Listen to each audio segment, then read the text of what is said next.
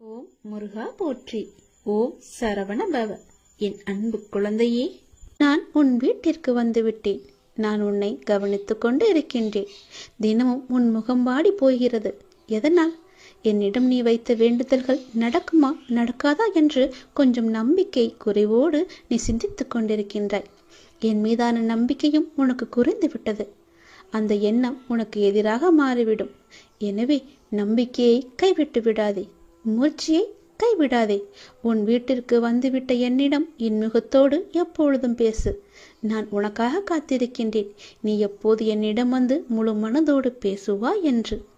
நீ இப்போது உன் மனதில் ஒரு நல்ல காரியம் செய்ய வேண்டும் என்று நினைத்து கொண்டிருக்கின்றாய் அல்லவா? நிச்சயம் அதை உன்னால் செய்ய முடியும். அதை உடனே அதற்கான ஏற்பாடுகளை செய். அது நிச்சயம் நன்மையில் முடியும், பல லாபங்களை தரும். உன் வீட்டில் கூடிய சீக்கிரம் ஒரு நல்ல நிகழ்வுக்காக காத்திருந்தாய். அதுவும் நிச்சயம் நிகழப்போகிறது. உன் நல்ல எண்ணங்கள் உன் வாழ்வில் ஒவ்வொரு நன்மையாக நடக்கப் போகின்றன. உன் நல்ல எண்ணங்களுக்கு அது நான் கொடுக்கும் பரிசு. நடந்து முடிந்த எதையும் ஒருபோதும் நீ கவனிக்காதே. அதை நீ மறந்துவிடு. நடந்தது நடந்து முடிந்து விட்டது. இனி நடக்கப் போவதை நீ பார். நிச்சயம் உன் வாழ்வில் பல நல்ல மாற்றங்கள் வந்து கொண்டிருக்கின்றன. பல சந்தோஷங்கள் காத்திருக்கின்றன. மகிழ்ச்சி நிலைத்து நிற்கப் போகிறது. எதை எப்படி செய்து முடிக்க வேண்டும் என்பதில் மட்டும் நீ கவனமாக இரு. உன் பிரார்த்தனை மற்றும் விரதத்தின் பலனாக உனக்கு தருவதற்கு என்று ஒன்று எடுத்து வைத்திருக்கிறேன். விரைவில் உனக்கான சரியான காலம் சூழல் எல்லாம் உருவாக்கப்பட்டு அது உந்தன் கையில் வந்து சேர்க்கப்படும். உனக்கு எது கிடைக்க வேண்டுமோ அதை யார் தடுத்தாலும் உன் கைகளில் வந்து சேரும். உன்னுடைய விரத காலங்களில் முன்பை விட இப்போது நல்ல நிலையில் இருக்கின்றாய். நான் உன்னோடு இருப்பதை நீ நிச்சயம் உணர்ந்திருப்பாய். உன் வாழ்க்கையில் நீ மென்மேலும் உயர்வதற்கான நல்ல காலத்தை நீ நெருங்கிவிட்டாய். அதற்கான ஏற்பாடுகளை இப்பொழுதே நீ செய்ய தொடங்கு. நிச்சயம் நீ நினைத்த மாதிரியே அந்த நல்ல காரியம் உன்னால் இன்றே நடைபெறுகட்டும். என் ஆசை உனக்கு எப்போதுமே இருக்கும் என்பதை நீ மறந்து விடாதே. என் மீது பாரத்தை போட்டுவிட்டு அந்த நல்ல காரியத்துக்கான முதல் வேலையை, முதல் பிள்ளையார் சுழியை நீ போட்டுவிடு. நிச்சயம் அது பல வெற்றிகளை குவித்து தரும். உனக்கு நன்மைகள் நடந்து கொண்டே இருக்கும்படி நான் மாற்றி அமைத்து தருகிறேன். அதற்கான கால நேரம் எல்லாம் வந்துவிட்டது. யார் தடுத்தாலும் இது நிச்சயம் நீ செய்ய வேண்டும். ஏனென்றால் உனக்கான காலம் இது. இது சரியான நேரம். உனக்கான காலம் கனிந்து வந்துவிட்டது. உன் மனதில் நினைத்ததை நீ செய்ய வேண்டிய நேரம் இது. கவலைப்படாதே. உனக்கு துணையாக நான் இருக்கின்றேன். எதுவும் சாத்தியம்தான். நான் உன்னுடன் இருக்கையில் நான் இருக்கின்றேன், நான் பார்த்துக் கொள்கிறேன் என்று சொல்வதற்கு ஒருத்தர் கூட இல்லாத பட்சத்தில் நான் உனக்கு துணையாக இருக்கிறேன். நீ செய். அது நிச்சயம் நன்மையில் முடியும். எனக்கு ஒருவர் இருக்கிறார், என் அப்பா இருக்கிறார் என்ற நம்பிக்கையோடு இதை நீ செய்ய தொடங்கு. எனக்காகத்தானே காத்திருந்தாய். நானே உன் வீட்டிற்கு வந்துவிட்டேனே, பிறகு ஏன் குழப்பம்? செய். நிச்சயம் அது நன்மையில் முடியும். உன்னை காண வந்து விட்டேன். இனி எல்லாமே உன் வாழ்க்கையில் நல்லது நடக்க நான் உனக்கு துணையாக இருக்கிறேன். என்னுடைய விபூதியை எடுத்து நீ பூசிக்கொள். நிச்சயம் அது உனக்காக மட்டுமே இருக்கிறது.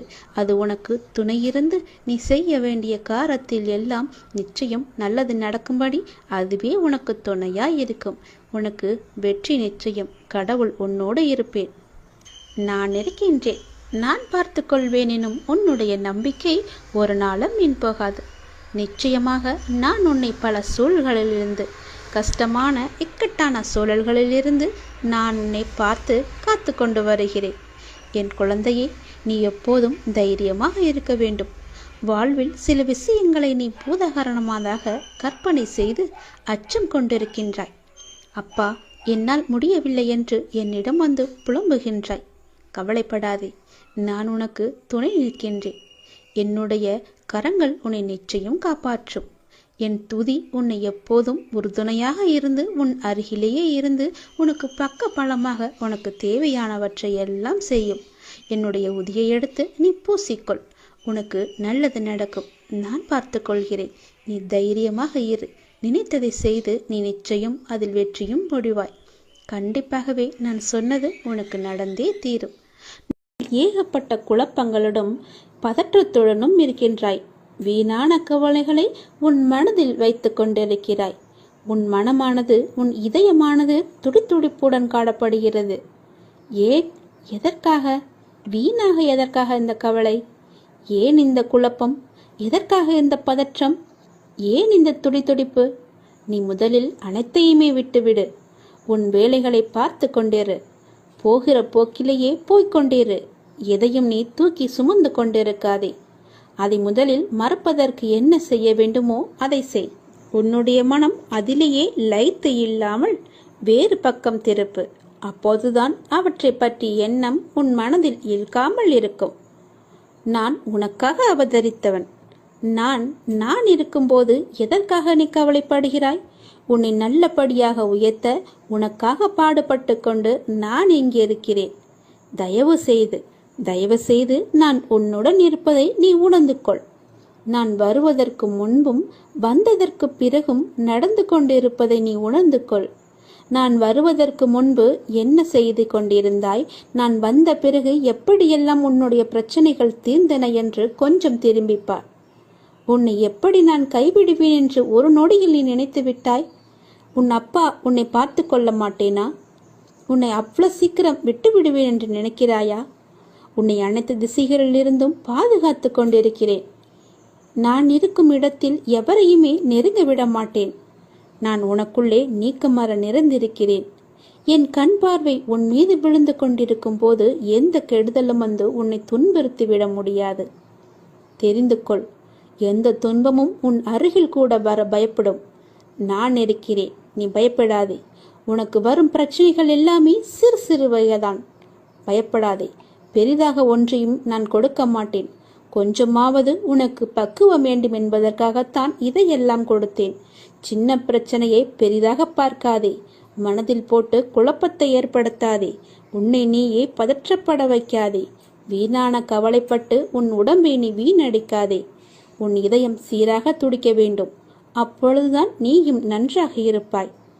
எப்படி என் வேண்டுகோள்கள் அனைத்தையும் இப்படி நிறைவேறியது என விரைவிலேயே நீ ஆச்சரியப்பட போடுகிறாய். கவலைப்படாதே குழந்தையே. என் கண்ணிலிருந்து வரும் அருள் கதிரால் நீ பாதுகாக்கப்படுகிறாய். அதனால் நீ கவலையை விடு. என்னுடைய கண்ணின் ஒளி உன் மீது இருக்கிறது. என் பார்வை முழுவதுமாகவே உன் மீது மட்டும்தான் இருக்கிறது. என்னை மீறி எதுவுமே உனக்கு நடக்காது. பயப்படாமல் தைரியமாக இரு. சந்தோஷமாகவே வைத்துக்கொள். எல்லா இடங்களிலும் எங்கு போனாலும் துரதிர்ஷ்டம் உன்னை துரத்துகிறது என்று நினைக்காதே. அந்த எதிர்மறை எண்ணத்தை அறவே ஒழித்துவிடு.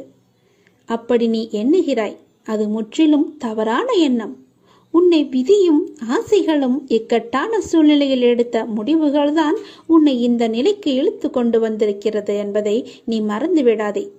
நான் சொல்கிறேன், அந்த எண்ணத்தை முற்றிலுமாகவே எதிர்த்துவிடு, தடுத்துவிடு. உன்னுக்குள்ளே வைத்து கொள்ளாதே.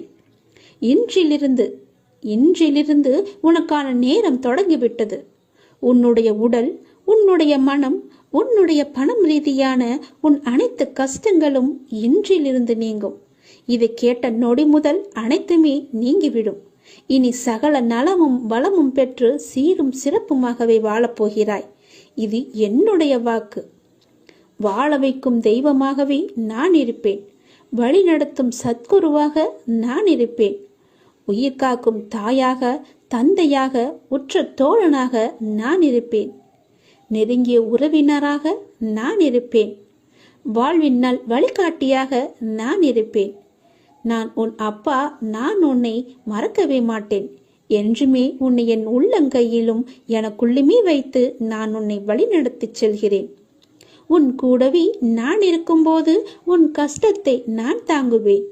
உனக்கு தற்போது ஏற்பட்டுள்ள சூழ்நிலை நான் அனுமதித்ததன் மூலம்தான் உன் வாழ்க்கையில் வேறு நல்லதை ஏற்படுத்தப் போகிறேன். எந்த குழப்பத்தையும் நீ உனக்குள்ளே ஏற்படுத்தி கொள்ளாதே. நான் உன்னை எந்த சூழ்நிலையில் இருந்தும் வெளியே கொண்டு வந்து விடுவேன். எவற்றை பற்றியுமே நீ கவலைப்படாதே.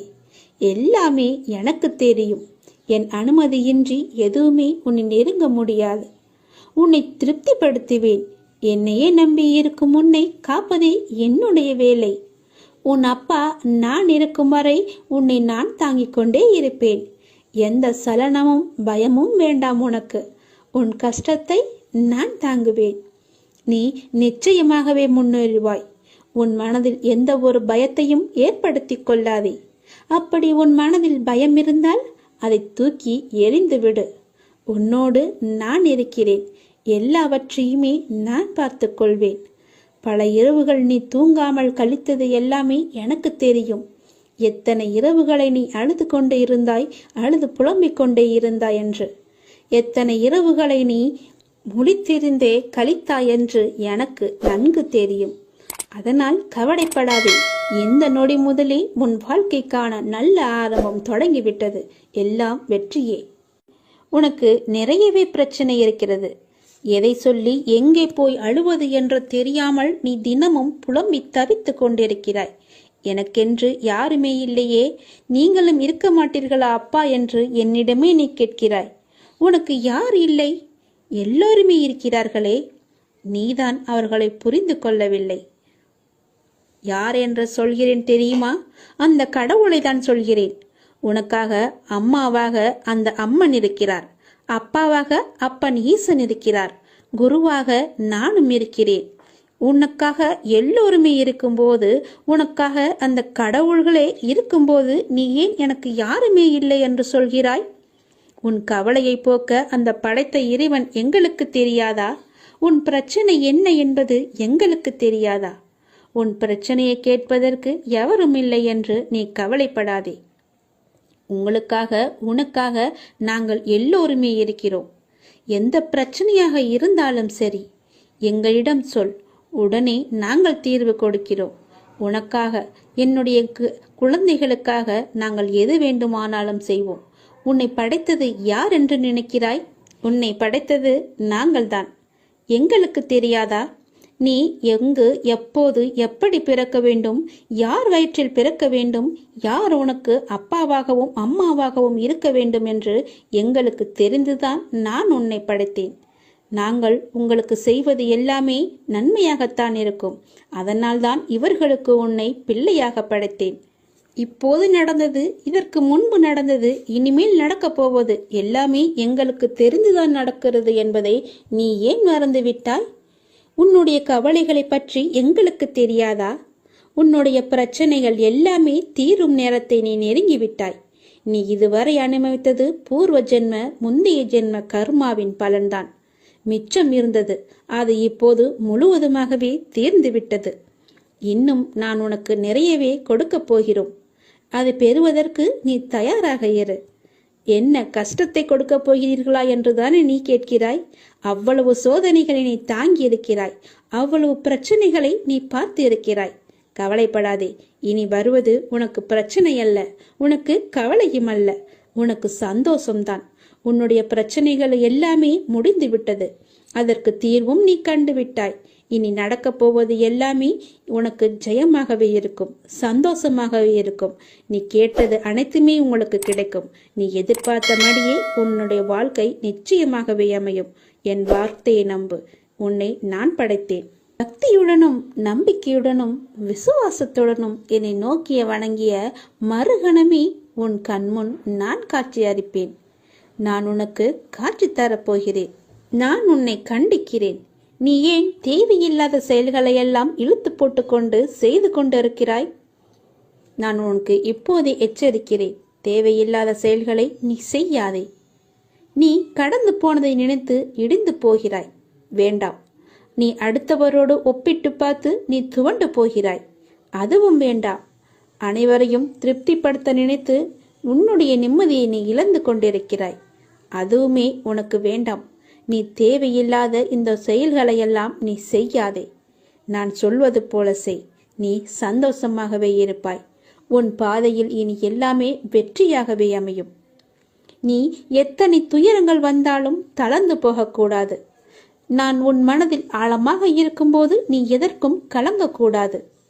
நீ மற்றவர்களைப் போல் இல்லாமல் அனைவரது மனதையும் கவரும் அளவிற்கு நீ கடந்து கொள்வாய், நடந்து கொள்வாய்.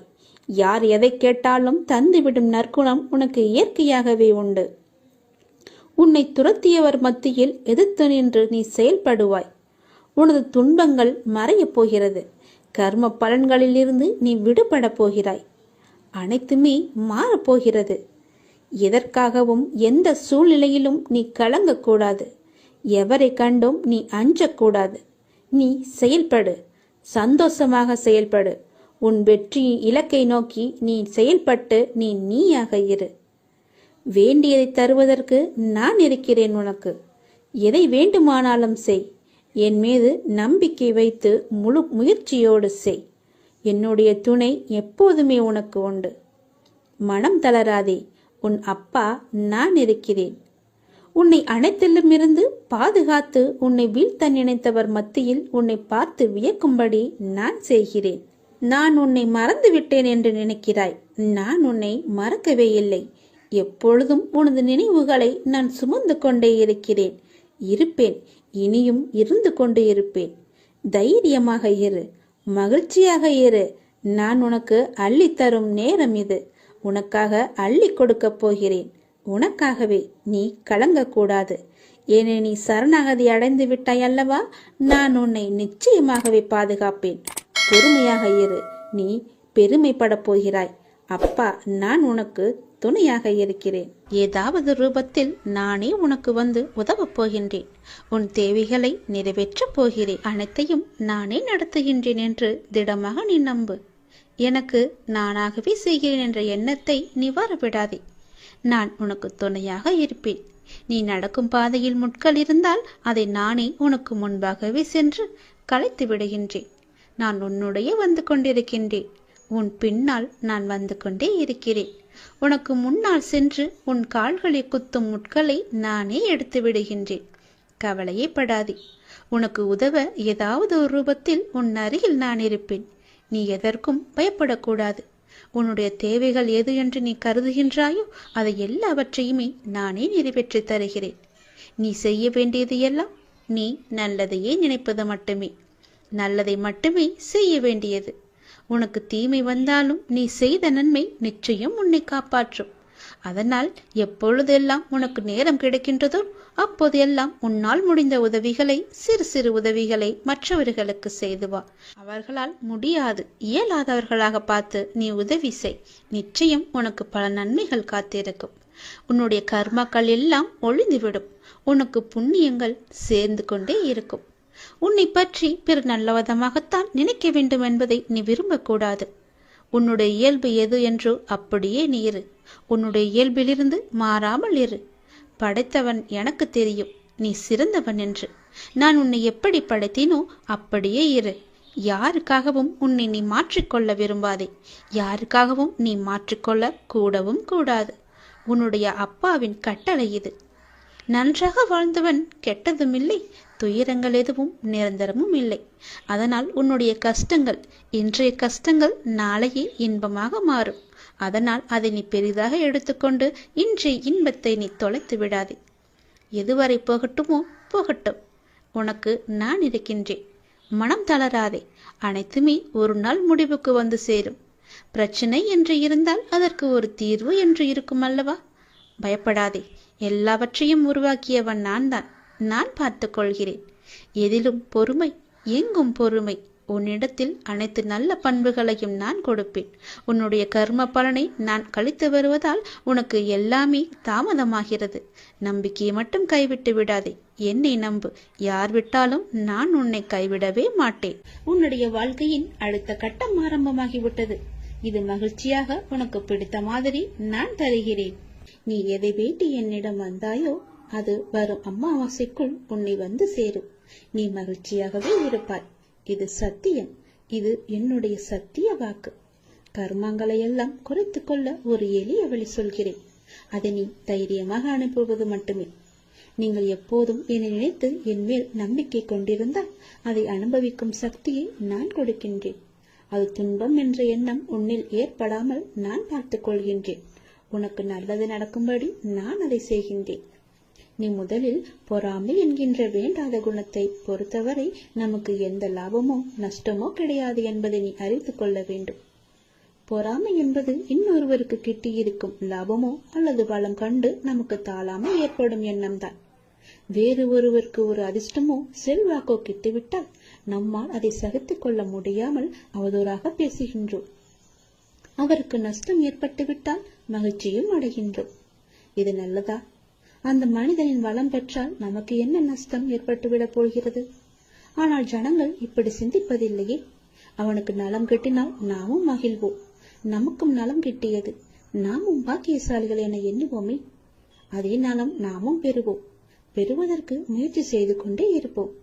அதுவே நமது விருப்பமும் தீர்மானமாக இருக்கும் வரை அந்த லட்சியத்தை எளிதாகவே அடைந்து விடலாம். நம்மிடமிருந்து அவன் எதையும் எடுத்து செல்லவில்லையே, ஒன்றும் கிடையாதே. அவனுடைய கர்மாவின் பலனாக அவன் வளம் பெற்றான். அப்படி இருக்க அதை கண்டு நாம் ஏன் பொறாமைப்பட வேண்டும்? ஆகவே முதலில் பொறாமையை வென்று விட வேண்டும். அதை தூக்கி எறிந்து விடு. உனக்கு நெறிய வேண்டியதை நான் செய்கிறேன். உன் வாழ்வின் அடுத்த கட்டம் இந்த நொடி முதல் ஆரம்பமாகிவிட்டது. அமாவாசைக்கு பிறகு உனக்கு எல்லாமே நல்லதாகவே நடக்கும். உனக்கு இப்போது நன்றாக புரிந்திருக்கும்.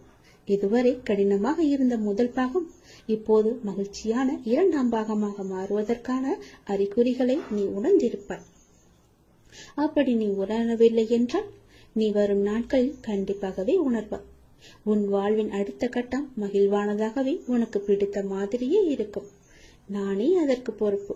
உன்னுடைய வாழ்க்கை முடிந்து போகவில்லை. உன் அமாவாசைக்கு பிறகுதான் உன்னுடைய வாழ்க்கையே ஆரம்பிக்க போகிறது.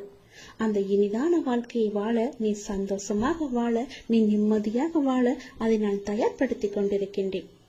வரும் அமாவாசை என்று அது உன் கையில் கிடைக்கும்படி நான் செய்து தருகிறேன். கண்டிப்பாகவே அதில் பல நல்ல நல்ல மகிழ்ச்சியான சந்தோஷங்களை எல்லாம் நான் வைத்திருக்கின்றேன். அதை அனுபவிக்க நீ எப்போதும் போல தயாராக இரு. உனக்கு வெற்றி கிடைக்கும் நேரம் வந்து விட்டது. மனம் தளராதே. நீ உயரமாக வளர்ந்து ஜோதியை போல ஜொலிக்க போகிறாய். சந்தோஷமாக இருக்கு. உனக்கு நிறையவே பிரச்சனை இருக்கிறது. எதை சொல்லி எங்கே போய் அழுவது என்று தெரியாமல் நீ தினமும் புலம்பி தவித்துக் கொண்டிருக்கிறாய். எனக்கென்று யாருமே இல்லையே, நீங்களும் இருக்க மாட்டீர்களா அப்பா என்று என்னிடமே நீ கேட்கிறாய். உனக்கு யார் இல்லை? எல்லோருமே இருக்கிறார்களே. நீதான் அவர்களை புரிந்து கொள்ளவில்லை. யார் என்று சொல்கிறேன் தெரியுமா? அந்த கடவுளை தான் சொல்கிறேன். உனக்காக அம்மாவாக அந்த அம்மன் இருக்கிறார். அப்பாவாக அப்பன் ஈசன் இருக்கிறார். குருவாக நானும் இருக்கிறேன். உனக்காக எல்லோருமே இருக்கும்போது, உனக்காக அந்த கடவுள்களே இருக்கும்போது நீ ஏன் எனக்கு யாருமே இல்லை என்று சொல்கிறாய்? உன் கவலையை போக்க அந்த படைத்த இறைவன் எங்களுக்கு தெரியாதா? உன் பிரச்சனை என்ன என்பது எங்களுக்கு தெரியாதா? உன் பிரச்சனையை கேட்பதற்கு எவரும் இல்லை என்று நீ கவலைப்படாதே. உங்களுக்காக உனக்காக நாங்கள் எல்லோருமே இருக்கிறோம். எந்த பிரச்சனையாக இருந்தாலும் சரி எங்களிடம் சொல், உடனே நாங்கள் தீர்வு கொடுக்கிறோம். உனக்காக, என்னுடைய குழந்தைகளுக்காக நாங்கள் எது வேண்டுமானாலும் செய்வோம். உன்னை படைத்தது யார் என்று நினைக்கிறாய்? உன்னை படைத்தது நாங்கள்தான். எங்களுக்கு தெரியாதா?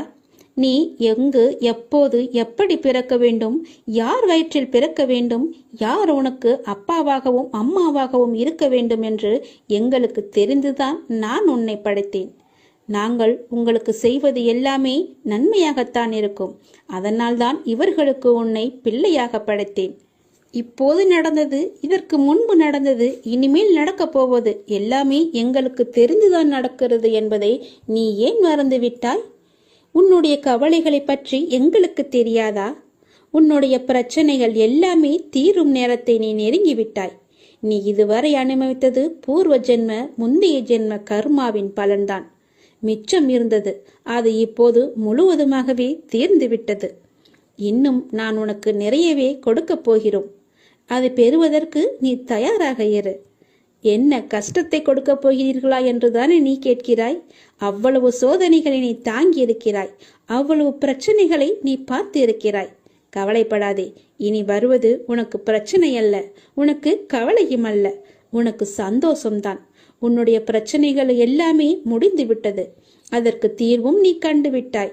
இனி நடக்கப் போவது எல்லாமே உனக்கு ஜெயமாகவே இருக்கும், சந்தோஷமாகவே இருக்கும்.